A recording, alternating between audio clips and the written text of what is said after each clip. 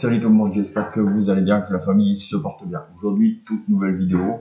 Je vais essayer un nouveau concept de vidéo. Vous allez me dire ce que vous en pensez, si ça vous plaît. Vous n'allez pas voir ma bobine sur cette vidéo.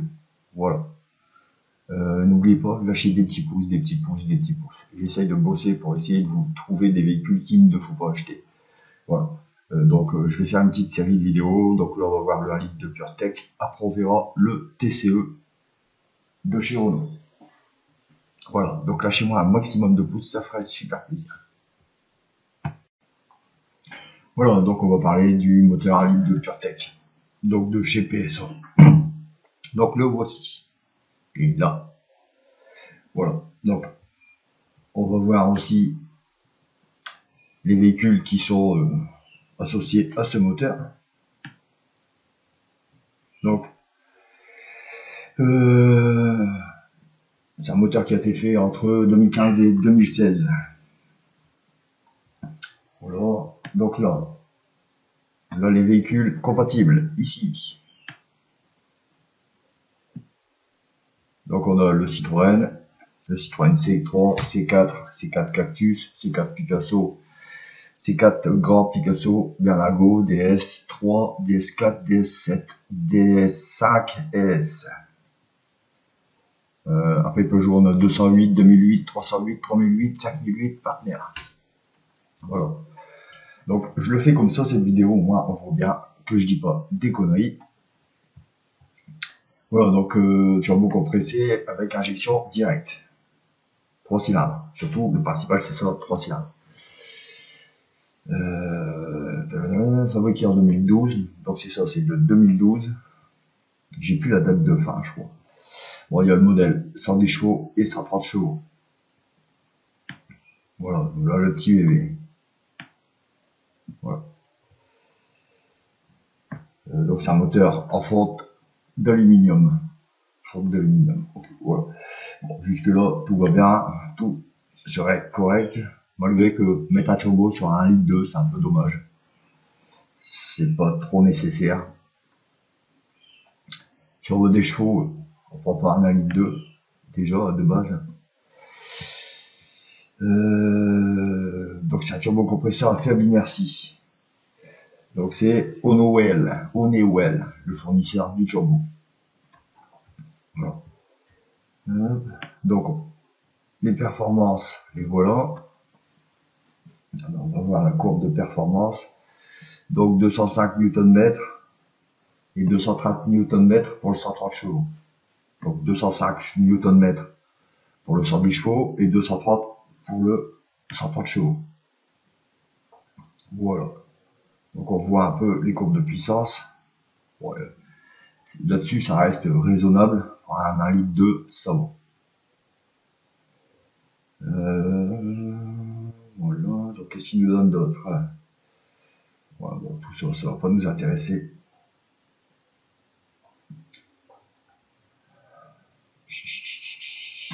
Voilà.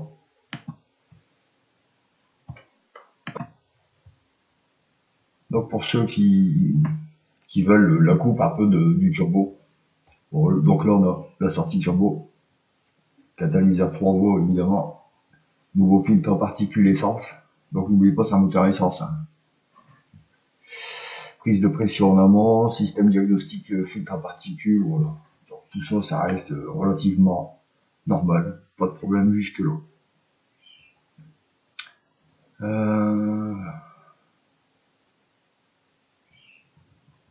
Donc là, refroidissement, ça va, ça reste, il n'y a pas de souci là-dessus.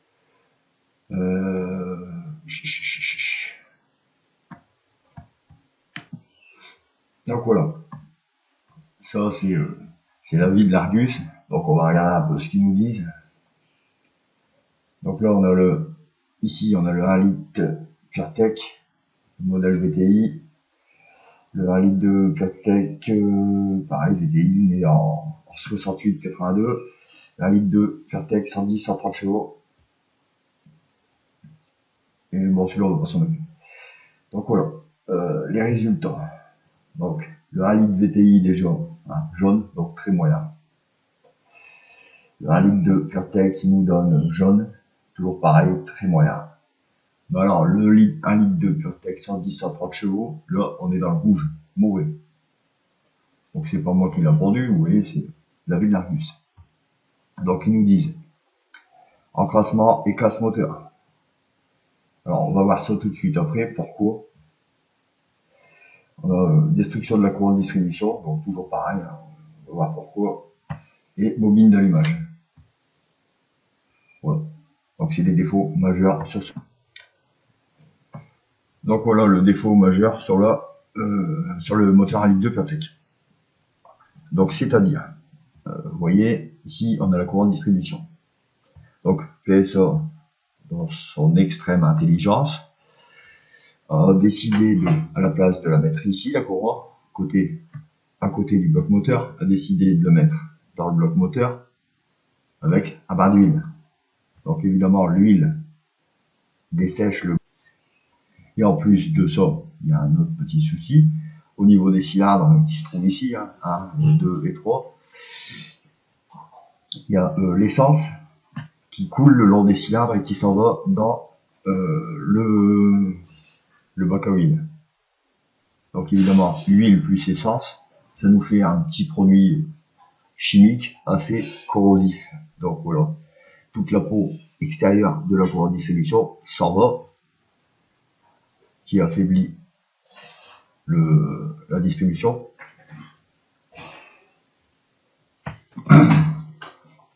Voilà, donc tout ça, ça amène en fait la courroie distributive qui casse, ça amène à des casses moteurs. Donc PSA a décidé de rapatrier 220 000 véhicules.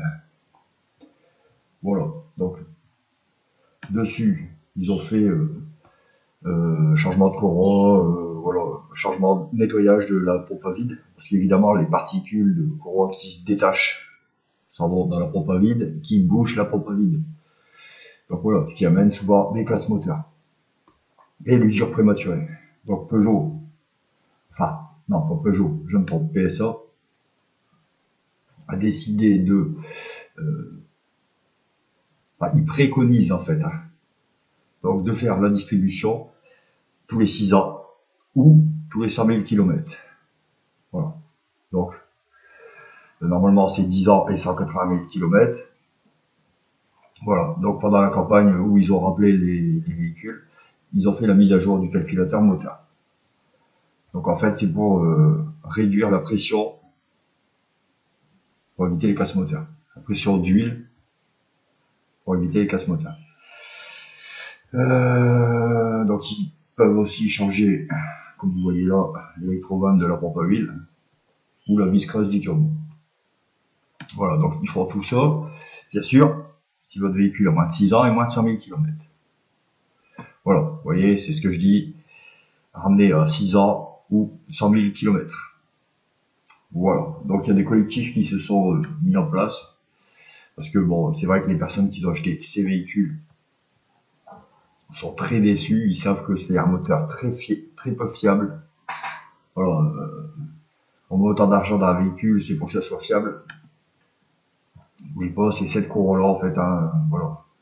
Je sais pas quelle idée ils ont eu. Pourquoi pas laisser à l'extérieur le moteur, il aurait été de meilleure qualité. C'est quand même dommage, une mauvaise idée, et voilà. Le pire, c'est pas les groupes, c'est les particuliers qui achètent ce véhicule. Voilà, donc les conséquences, l'effritement de la courroie, comme on voit sur l'image au-dessus. Le circuit de lubrification de l'auto est du coup corrompu. Voilà, certains filtres conduits se bouchent. Évidemment, les particules du dessus de la courroie s'en vont. Donc il faut bien qu'ils s'en vont quelque part. Donc il y a un voyant qui finit par apparaître, mais le problème c'est que c'est souvent déjà trop tard. Il y a des préjudices financiers à cause de certains éléments, la sécurité aussi, la sécurité c'est assez dangereux que le moteur casse. Voilà, donc après peut-être encore une petite photo qu'on va voir peut-être derrière. Voilà, PureTech moteur, ouais, super. Voilà. On voit bien la publicité qu'ils avaient fait, ils étaient contents de l'innovation qu'ils ont faite, mais c'est une hécatombe. Donc voilà, mais ne pouvons pas encore au niveau du taux de panne des 1 litre de TCE. Les 1 litre de TCE, on va les voir très vite. Je ferai une vidéo dessus aussi. Hop. Donc voilà, les véhicules, bon, on l'a déjà dit. Hein. Voilà, donc la pompe à vide là se bouche avec des particules de courroie. Et la courroie casse, hein, bien évidemment. Voilà, le calculateur sera mis à jour pour mieux détecter en amont l'arrivée du problème. Enfin, que le conducteur soit prévenu qu'il va avoir une grosse facture. Voilà, c'est cool. Hein, ils sont sympathiques. Ils sont sympathiques. Ça va vous prévenir plus de bonheur en fait que vous allez être dans la galère. Voilà. Donc il y a eu un collectif qui s'est fait. Je sais plus. Bon, déjà nous on a eu sur un live une personne qui est venue. Ils étaient déjà 350. Donc voilà, ils sont déjà 350. Une association qui s'est ouverte. 350 victimes de ce moteur à litre de PureTech, on va dire. Voilà, parce que c'est le groupe PSA, donc il n'y a pas qu'une seule voiture. Il y a Peugeot, mais il y a aussi les autres marques que j'ai dit tout à l'heure, je ne sais plus lesquelles. Voilà. Oui, un moteur. Je vais bien trouver le.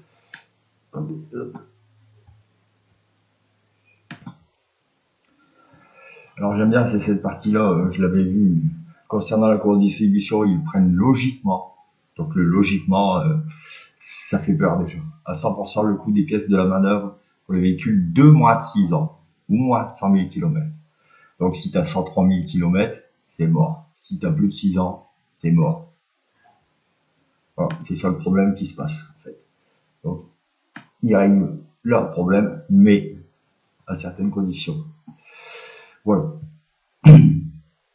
Bon, je pense qu'on a fait le tour. Donc, alors, le conseil, c'est éviter ce moteur. Voilà. Parce que c'est une catastrophe. Mais il y a pire.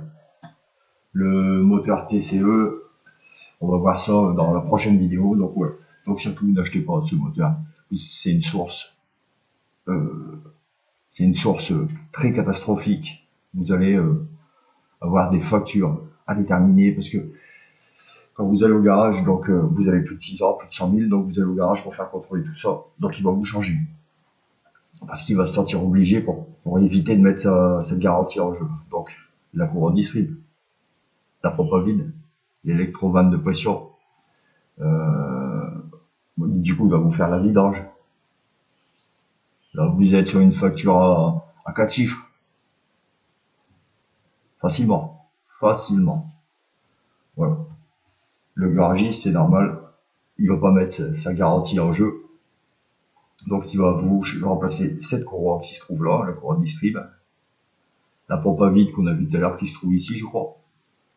L'électrovanne qui est ici quelque part. Là. Voilà. Voir les photos. On va peut-être voir les petites photos.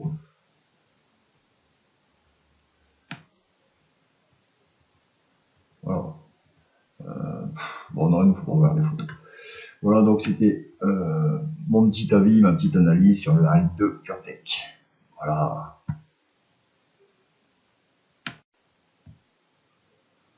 Donc voilà, cette vidéo est terminée. J'espère que ça vous aura plu, que ça va vous aider. Donc lâchez des pouces, des petits pouces, des petits pouces. Ça fait super plaisir. Et dites-moi en commentaire si vous aimez bien ce type de vidéo. Allez. Salut! T'as cassé la location, il faudra que tu paies la caution.